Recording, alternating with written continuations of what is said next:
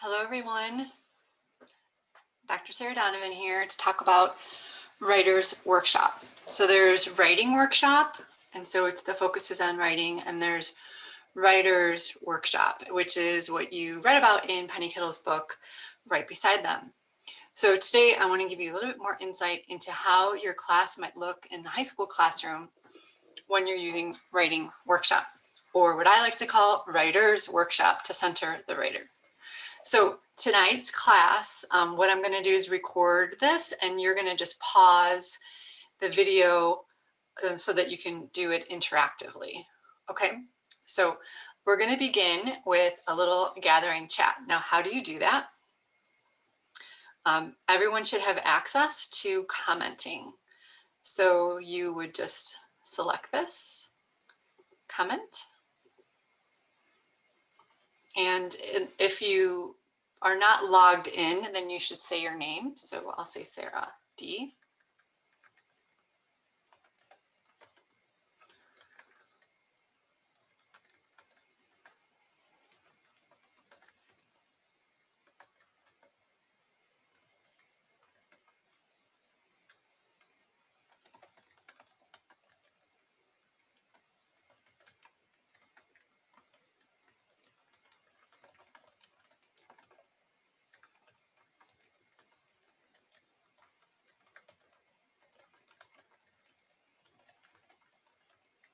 Okay, so I've answered that question.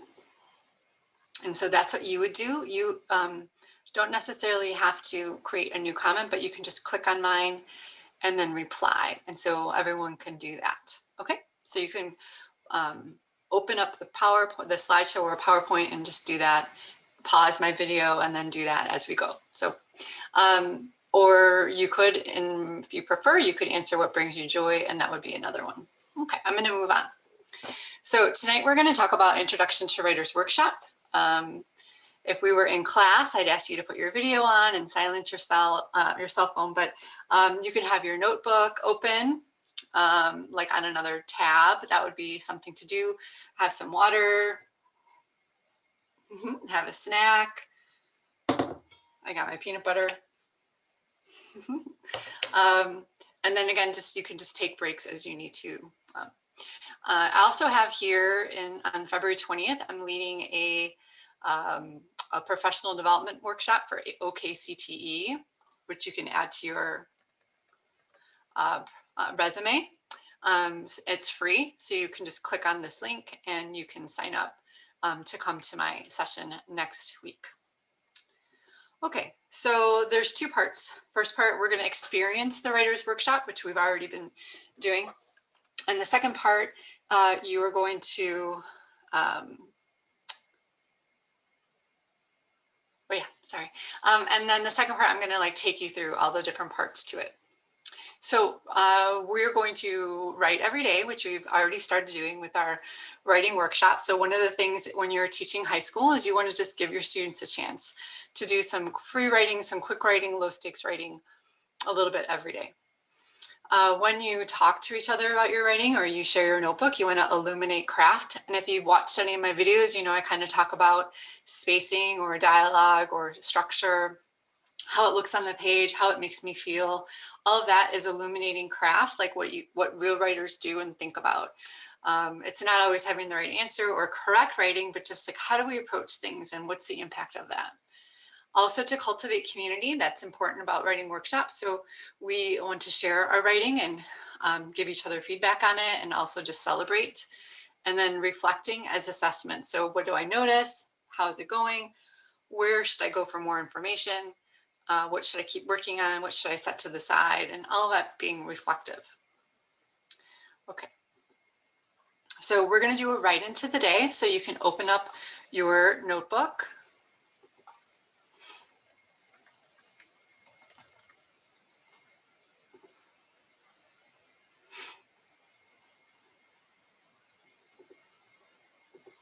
Okay, so there's my notebook. And then you can put in today's date.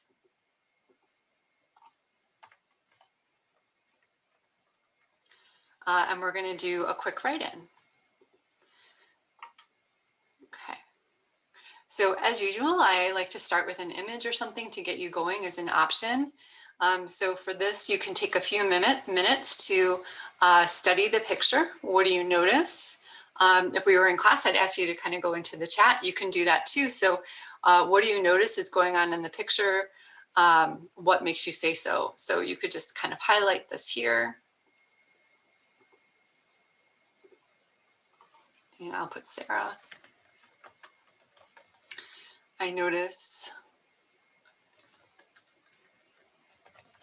what looks like boys walking home or to maybe school or church because I see backpack, like, and all white shirts, tie, so maybe there's a uniform. But I also see that they're walking across this bridge. So you can just write a few things here and you can comment back to me. So you can pause the video and do that on your slideshow. Okay, so if you're interested, you can click on this link and you can find out, oh, I don't know if this is the right one. This is a National Geographic photograph that I found, and this is a living bridge. So these are all roots that created a bridge, which is kind of cool. Okay, and so now we're going to do some writing today. So, you know, some of this, some of these topics are actually from last time. So maybe I'll change these on the video or on the slideshow when you get it, so they'll look a little bit different for you. But what I'd like you to do is go into your notebook and do some writing, and maybe set your timer for about 10 minutes and maybe write a story about the picture or whatever else I add here for tonight. Okay, so you can pause and do that. And we would have an open mic tonight, but we do not. So we will resume that next week. And we have our listening for craft sheets that we're still working on, and also the celebration part. So if you think about the writers workshop and building community, this is one of the ways that we build community, and that we also focus on craft when we just do these listening and exchanges. Okay. So if you feel like you need to take a stretch break, you can do that. Here's a little, you can listen to this. It's kind of fun.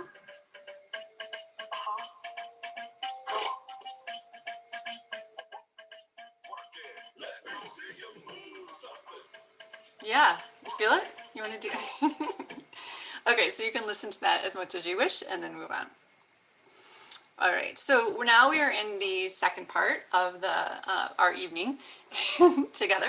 And this is what is Writers Workshop in the high school classroom. So when you are teaching, like, how do you do that when you have your students? Hopefully you would see your students every day for 50 minutes or maybe 90 minutes, depending on your class.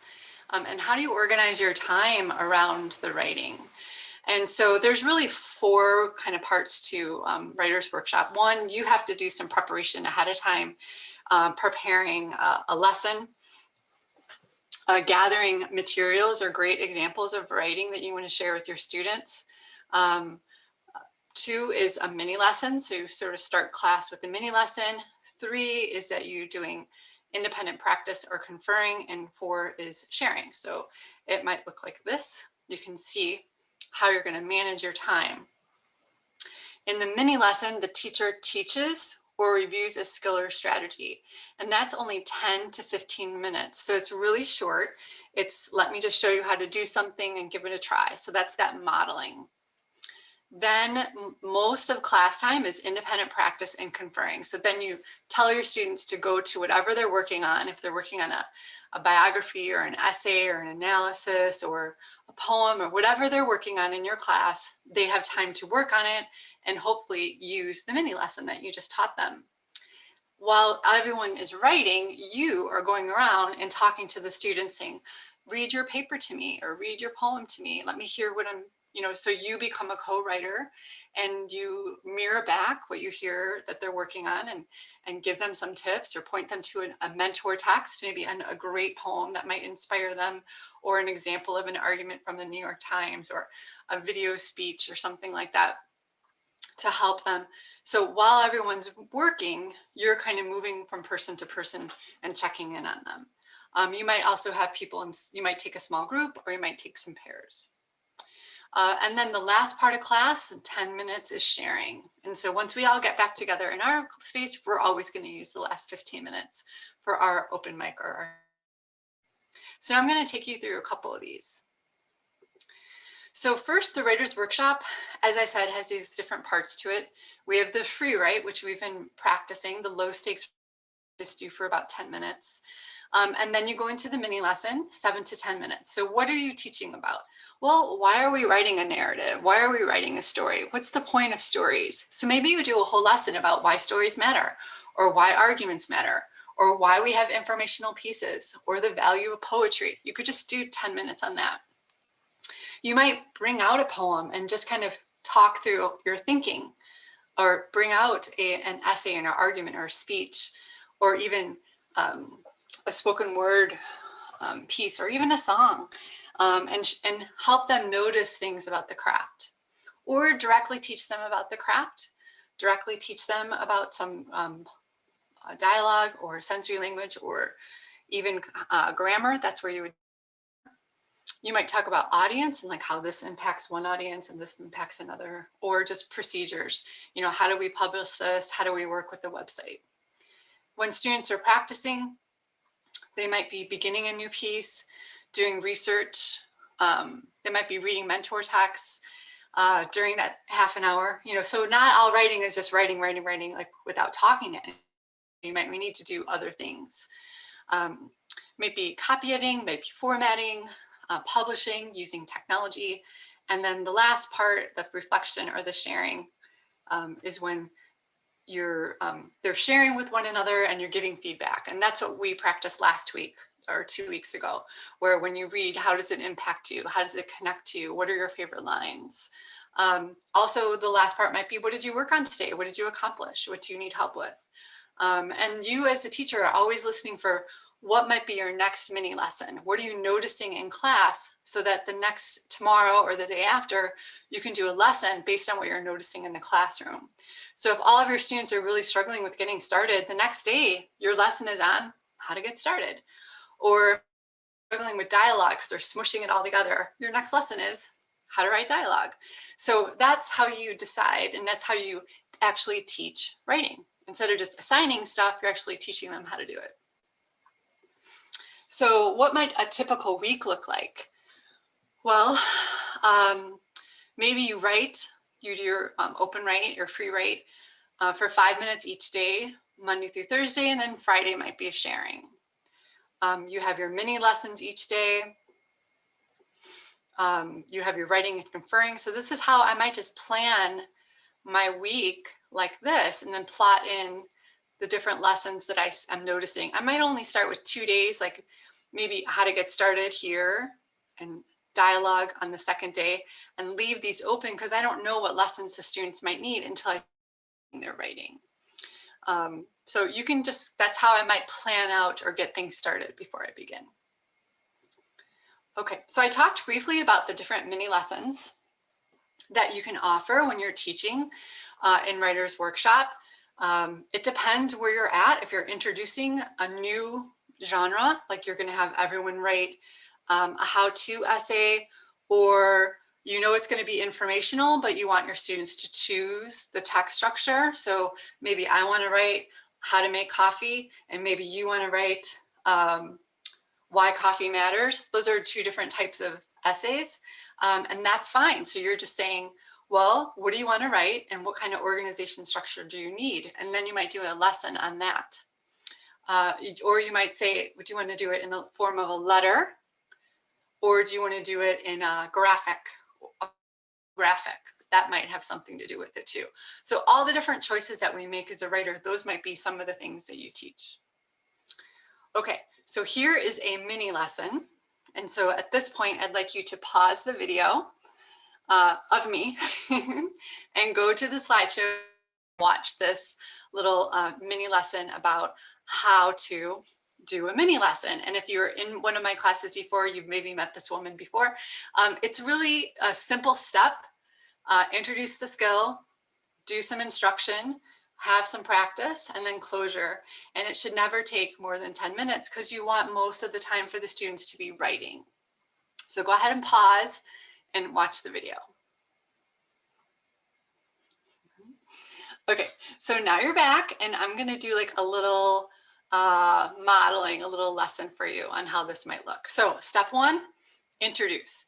So today we're gonna look at dialogue in narrative, because one of the things that we're gonna be writing next week, which I was sort of hoping we would start this week, is our biographical sketch. And in any sort of creative narrative piece, a lot of times like a great sort of craft lesson might be how to include dialogue to show people interacting and to show a scene instead of just telling. So today we're going to look at dialogue. Okay, so here, I want to back up. So let's look at what makes good dialogue. How do we think about dialogue? Okay, so what I would like you to do is we're going to click on this, 10 authors. Just make sure you can still see that. Okay, good. Okay, so these are 10 authors who use dialogue in the writing in interesting ways. So there's 1, 2, and let's just talk about Judy Blume. Okay, so I'm going to model my mini lesson. So we're looking at dialogue and we're looking at why people write dialogue. So when I'm looking at Judy Blume's dialogue, what I noticed before I even read it is that it's pretty short, like really short, quick. So there's going to be some good pacing. The second thing I noticed just by looking at it is there's not a lot of fancy language here. So I said, I asked. So there's not any kind of fancy tags in between the dialogue. So let's read it aloud and see how it sounds. Nancy spoke to me as if she were my mother. Margaret, dear, you can't possibly miss Laura Dinker, the big blonde with big you-know-whats. Oh, I noticed her right off, I said. She's very pretty. Pretty, Nancy snorted. You be smart and stay away from her. She's got a bad reputation. What do you mean? I asked. My brother said she goes behind the A&P with him and Moose. And, Janie added, she's been wearing a bra since 4th grade, and I bet she gets her period. Okay, so you can hear some innocence. You can hear some tone of voice in there. They are kind of sounding, you can see like one sounds more wise, one sounds more innocent. It's pretty quick. There's a little sassiness in it, and you can see a little bit about the dialogue. The second thing is important. Every time it changes speakers, there's a new paragraph, right? There's a new paragraph each time. And notice where the punctuation marks are. The comma goes before the quote, or the period goes inside the quote, right? You see that? Okay, so here's what I would like you to do. Now, I would like you to look at one of the other ones and tell me what you notice about paragraphing, punctuation, movement, gestures, tension, any of the things that you notice in the other 9. So 9, I think, options. So if you click on this link and you see there's 10 authors, I talked about Judy Blume, so I'd like you to pick one other, just pick one other, and tell me what you notice about the dialogue. Okay, so how do you do that? I'd like you to highlight this, and you can put your name. And maybe you're going to look at Jeffrey Eugenides. So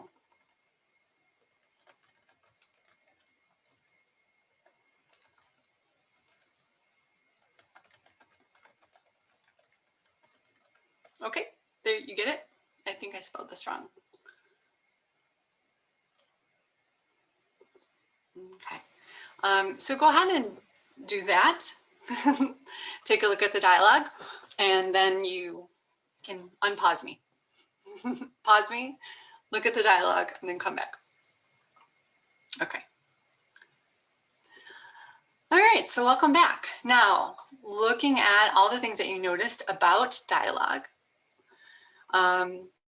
paragraphing, the punctuation, the direct quotes, the indirect things, what you notice with you can kind of make a movie in your mind as you're reading the dialogue. If there's tension and character intention, and that maybe it reads something about the setting or the time period or the place. All of those things happen in just a couple sentences of dialogue. So you can see that, right? Okay. If you need to take a break, you can take a break, do a little dance.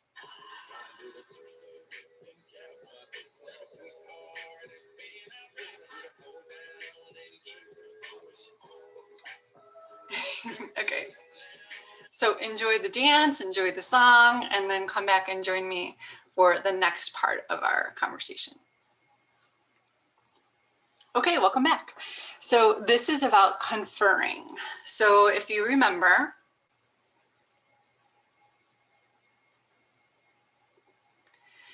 we have preparation, we have the mini lesson, the independent practice, and the conferring. Conferring is having conversations one-on-one with students or with small groups, and the best way is for them to always read it to you. When you're conferring, you're not editing, you're not copy editing, you're just listening for the rhythm and also for the logic and sort of the flow of things.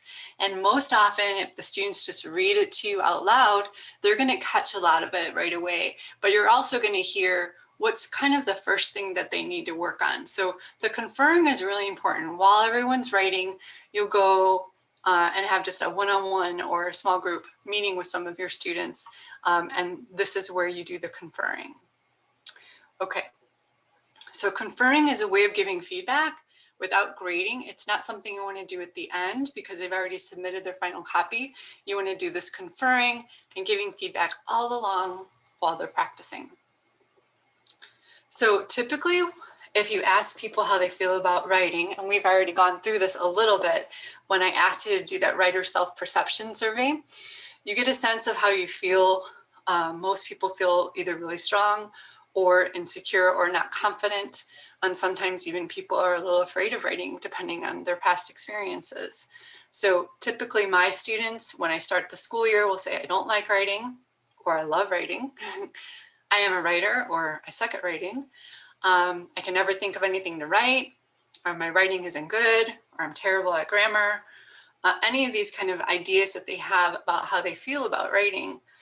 And what's important to think about with this is that because writing is as emotional as it is cognitive, those affective or emotional parts about writing really influence all phases of the writing.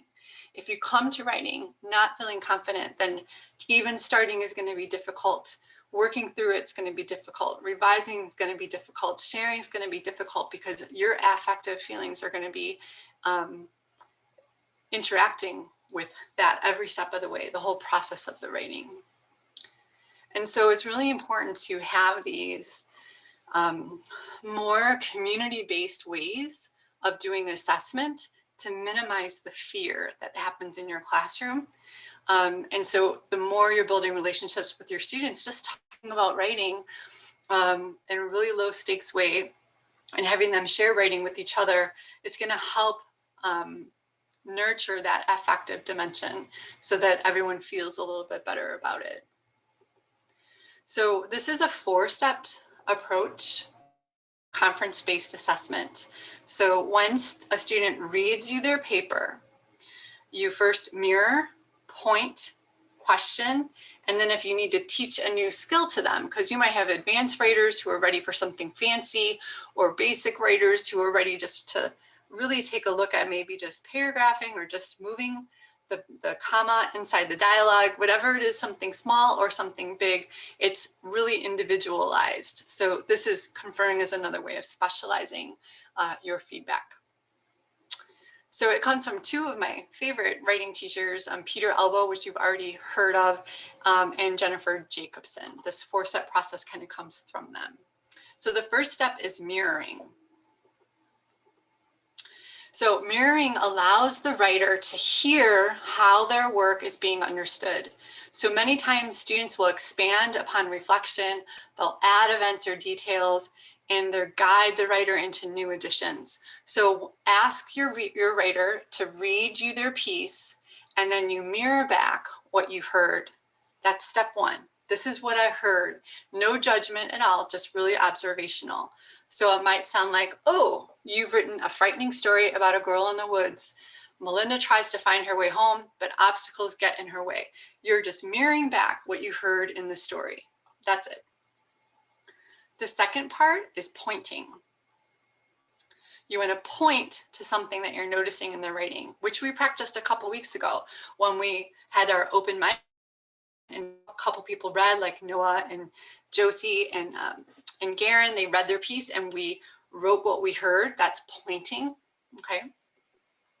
So always point to the skill for how it makes meaning. Not I like it or that's cute or whatever, but how does it add to the message, right?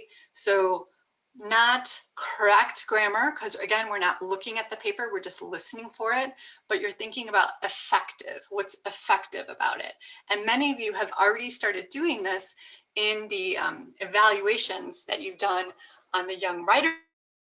In the comments, I can see you noticing this is what was effective or this is what they did well. Okay, so here's an example of pointing. You didn't just say it was windy. You said the leaves were swirling at your feet. These are details that make me feel as if I'm really inside your story, seeing the same things your character is seeing. So you're pointing to the language and then saying what the effect of that is. So when you point out the specific skills, the students' choices are validated and affirmed so that they're likely to continue that skill, right? So that's the whole mirror point, because you want students to do more of what's good and also focusing on what's good, because that will make you feel better. The third is question, but I'm going to change this to wonder. I like that better. So we're wondering, because we don't want to sound like we're questioning them in like a negative way, but wondering helps the writer develop a sense of audience. So you're listening to their story, you're the audience, or whoever their intended audience is, and you can say, if I'm the audience, I'm going to say, I'm still wondering about this. How did she get into the woods in the first place? Is that something you want to keep from me as a reader to create anticipation? Or is that just something you forgot to mention, right? Or someone's writing an argument essay, you might want to say, as a reader, this offends me. Is that what you intended? Or as a reader, this makes me uncomfortable. Is that what you intended, or were you going? If that's not what you were intending, can I give you a suggestion for how you might reword that?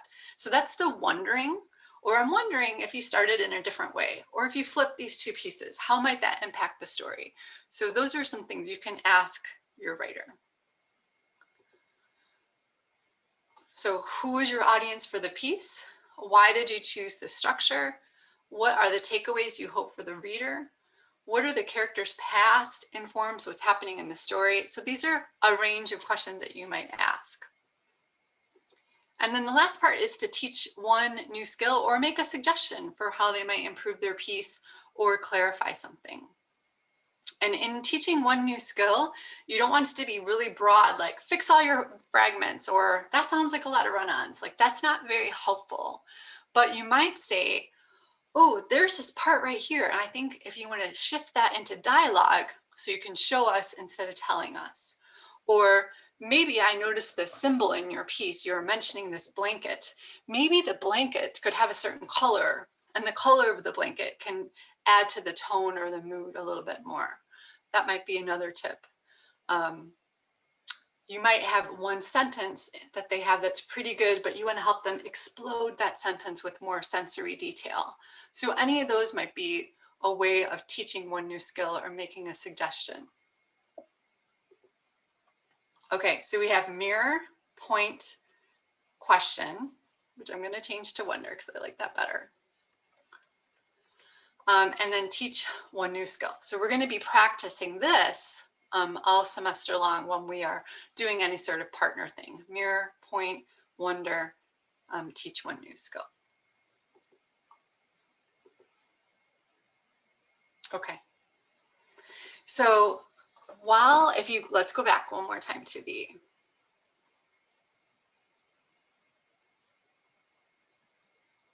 here, sorry.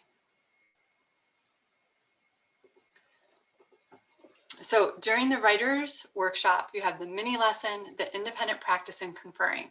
So if I am meeting with students one-on-one or in small groups, and I have 30 students, that means I'm meeting with 1 or 2 students. And so there's 28 that are writing or on the computers or doing something over here. Now, that's a lot of people, especially if some of them aren't really feeling so great about writing, who might be, maybe they're researching, maybe they're drafting, but maybe they could partner and confer too, right? So maybe they could work together, and that would be a way of kind of duplicating you. So the best thing is if you can teach your students to do this conferring, then you have lots more people, and it also builds community, talking about their writing and helping each other with their writing. So the last part I'm going to talk about is conferring, peer conferring. Okay, and so I'm going to do, let's see, hopefully I can get my sound here. Okay, so peer conferring is almost identical. You do the mirror, point, wonder. They don't really do the teach new skill because you don't want them to have that kind of relationship unless, well, maybe they have some really good advice. So that's okay. If they got it, they can do it. So here's typically how I have done this in the past with my students in junior high and high school is the peer begins by asking questions. What's the form of the piece? Why did you choose this? What's going on? What do you need help with?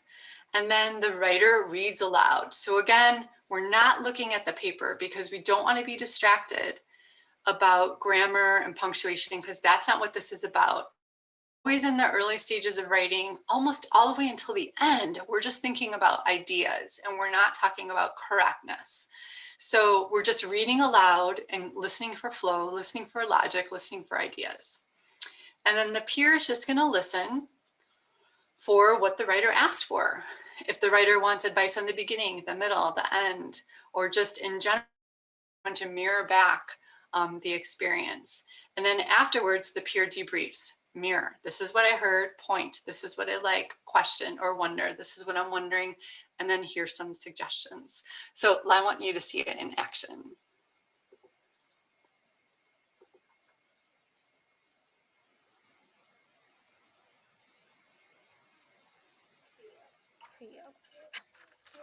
So, what is the form of this piece? So this is a poem. What made you to choose this piece to revise? So it was part of the 30 poems challenge that we did, and I remember that I really liked writing it because it was a story. So yeah. Is there some part in particular you'd like to help with, or you'd like help with? I just think that maybe it could use something a bit more towards the end, or like more details there. Okay. So now I'm gonna read it. In kindergarten, everyone carried precious treasures from the dollar store. Keychains complimentary of a McDonald's Happy Meal. Lip gloss sparkling a deep midnight blue. Library books, glossy pages stained with illustrations flowing with ingenuity. Hand sanitizer cases studded with jewels containing scents sweeter than ambrosia.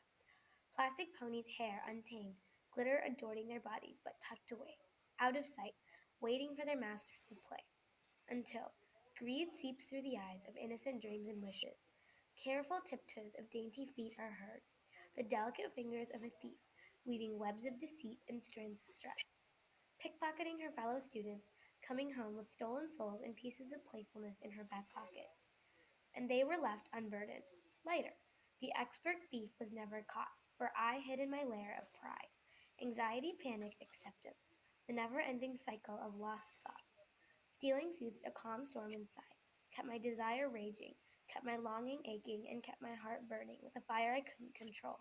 It couldn't be wrong. It couldn't tear down the walls of pride and self-esteem, could it? It couldn't forge insecurity and fuel rumors, could it? It couldn't fill hearts with vengeance and revenge, could it?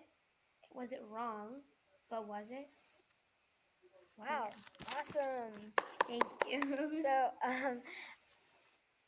I think that, so what I've heard, I think this piece is kind of about like from when you were young, you had like dollar store Yeah. things and these simple things that you had joy with. And then Reader. as like time passed, you kind of had like your want became greater and like Yeah. pride and everything. And I think it's like kind of your young, you should like stay with your young self, like innocent self. Yeah.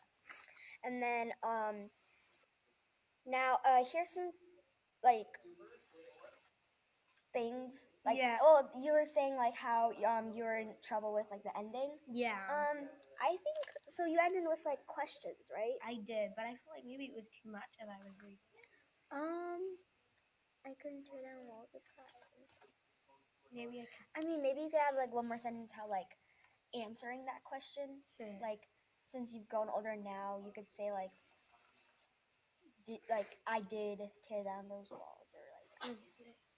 So like maybe I did tear.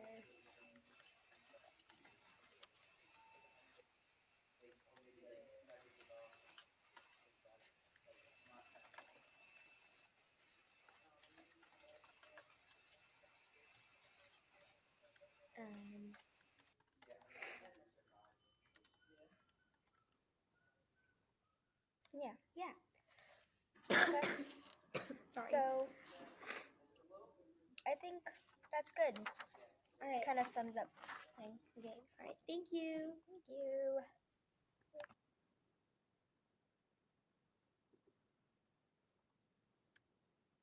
Okay, here's a video if you need to do any stretching. So go ahead and play if you want to do that. And then I'm just going to talk about grading and assessment. So we have a little bit, talk a little bit more about this later in the course, but assessment is all the things that you do to improve and to grow and to learn. And a grade is at the stopping point when something's finished. So even when you have like the students in the last video with Harini and Grace, there is no grading going on. And only until Harini says, I have tried these different skills, I've taken this risk, I'm ready to put it out into the world. At that point, if we're in a school that requires grades, at that point you could grade it because it's gone through all of the assessment and feedback.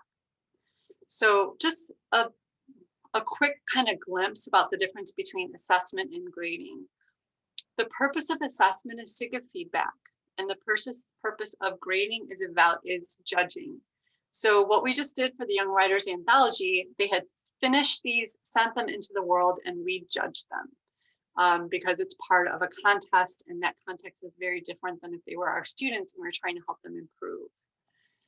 The focus of assessment is a process. It's cyclical. I give you feedback, you make some changes, and we keep going. Whereas the focus of evaluating and grading is a product. It's a finished product, it's full, right? The tone of assessment is observational, mirror, point, feed, notice, right? Mirror, point, wonder, that's all, the tone is all very observational.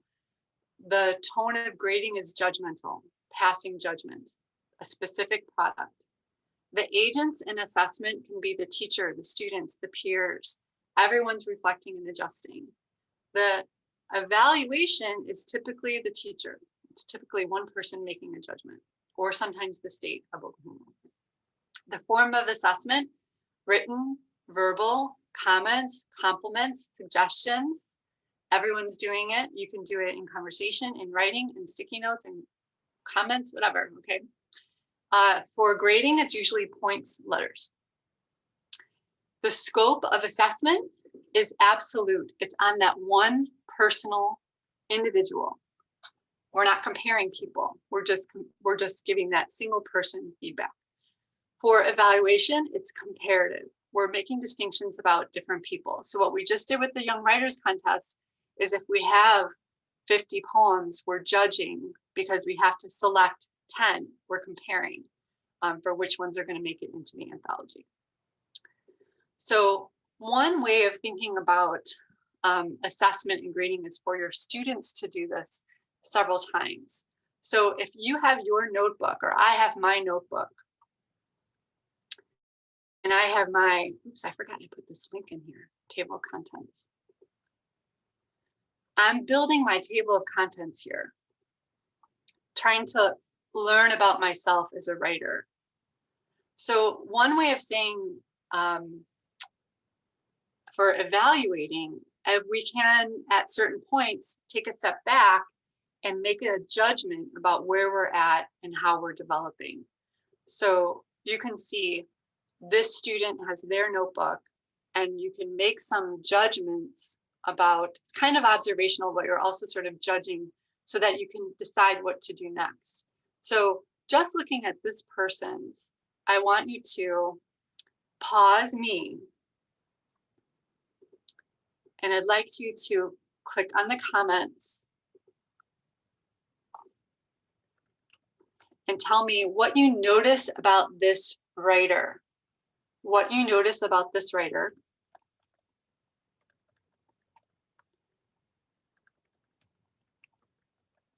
So that could be preferences, patterns, right?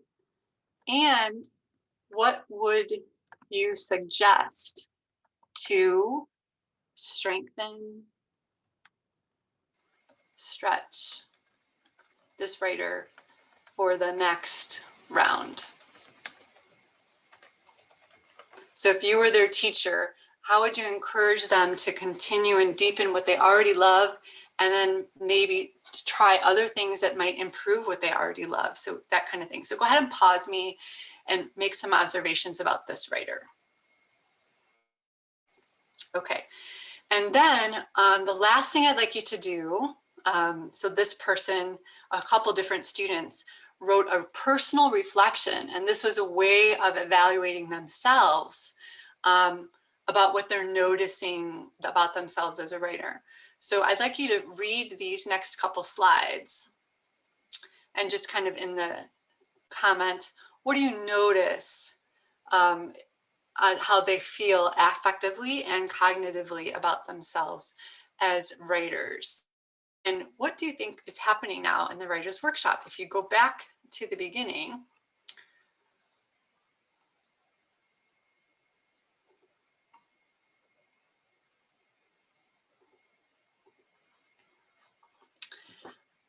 that they're writing every day, they're illuminating craft, they're cultivating community, and using reflection as assessment.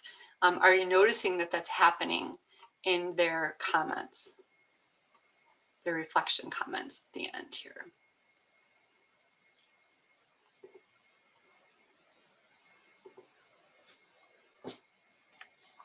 Okay. All right, and then the last bit is that you might have already seen this in our syllabus, is that we're using single point rubrics instead of the rubrics that have numbers on them, you know, like a 5, 4, 3, 2, instead of those kind of rubrics.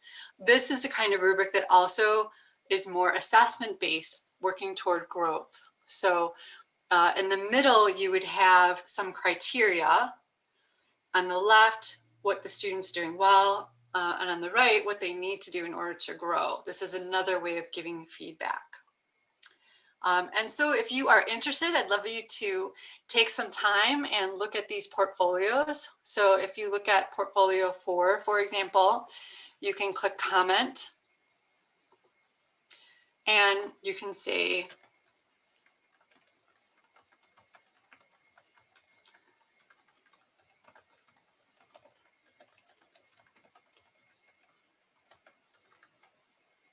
I'd like you to try for me to do like what you noticed, maybe point to something, and then what are you wondering about? So these are examples of work that my students have done, junior high students at like 8th grade. So take a look at one of them, one of the portfolios, and in the comment, you know, what are you noticing in the portfolio? Maybe about craft or about structure or about style or voice. Just kind of do some observation with that. And then you can write your comments in here. Okay, that's it. So I'm sorry that we were not able to meet together tonight for class, but I hope that this has given you an opportunity, maybe at your own pace. You can, click on the slides and spend a little bit extra time with something, take a break when you need to, do a little dance, do a little yoga, write some comments in there, and then you can also get some writing done. And then we'll just, continue with our class next week. So I hope that you're all well, and I'm thinking of you, and I miss being with you tonight, but I look forward to taking a look at your notebooks.